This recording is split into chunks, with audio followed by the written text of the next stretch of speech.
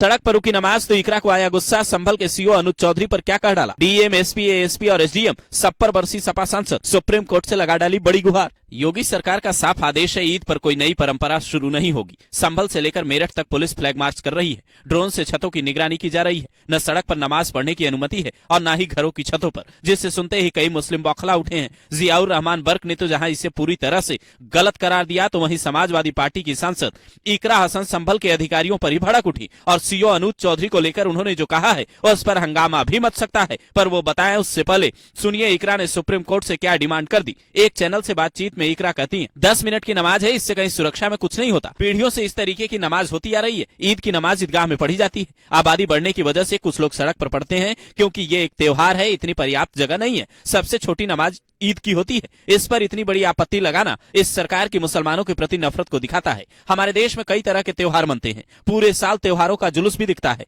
फिर इसी पर आपत्ति क्यों? ये सरकार लोगों के मन में जहर बो रही है। सुप्रीम कोर्ट को इसका संज्ञान लेना चाहिए। लेकिन सवाल ये भी है कि बात बात पर सुप्रीम कोर्ट पहुंचने वाले मुस्लिम नेता इन आदेशों के खिलाफ कोई याचिका क्यों नहीं दायर कर रहे।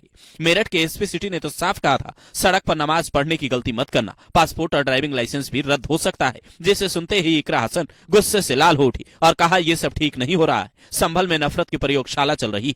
वो कहती हैं, संभल में तो कुछ अलग ही चल रहा है। वहाँ के प्रशासनिक अधिकारी का दिमागी संतुलन मुझे ठीक नहीं लग रहा। यूपी सरकार तो जिस तरीके से तानाशाही से राज चला रही है वो सबके सामने है। ऐसी सरकारें लंबे वक्त तक नहीं चलती। 2027 में जनता इसका जवाब देगी। प्रशासनिक अधिकारियों को जवाब देना होगा। किसी का पासपोर्ट आप कैसे जब्त कर सकते हैं? इस स्टेटमेंट के खिलाफ सुप्रीम कोर्ट को संज्ञान लेना चाहिए। डर और परेशानी का माहौल पैदा किया जा रहा है। अनुज चौधरी का दिमागी संतुलन ठीक नहीं लगता, उन पर भी कार्रवाई होनी चाहिए। लगातार वो ऐसे बयान दे रहे हैं। संभल नफरत की प्रयोगशाला बनती जा रही है। दरअसल सीओ अनुज चौधरी ने बीते दिनों साफ कहा था, अगर ईद की सेवैयां खिलाना चाहते हो तो आपको गुजिया भी खानी होगी।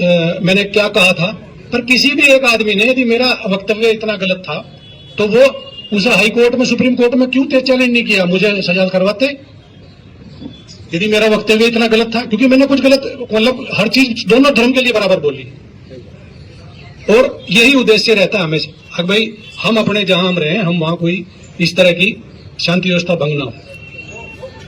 तो आप सब विश्वास के साथ रहें भाई, ऐसा कोई किसी के साथ कुछ वो नहीं होगा, पर हर आदमी को अपना अपना अधिकार है। पर आप यदि ईद की सिवैया खिलाना चाहते हो तो आपको गुजिया भी खानी पड़ेगी। या गुजिया खाओ, हम सिवैया। आप इकरा हसन के इस बयान पर क्या कहेंगे? समाजवादी पार्टी के दिग्गज नेता राम गोपाल यादव तो ये तक कहते हैं कि ईद के बाद हम बड़ा आंदोलन करेंगे। तो क्या सपा किसी बड़ी तैयारी में है?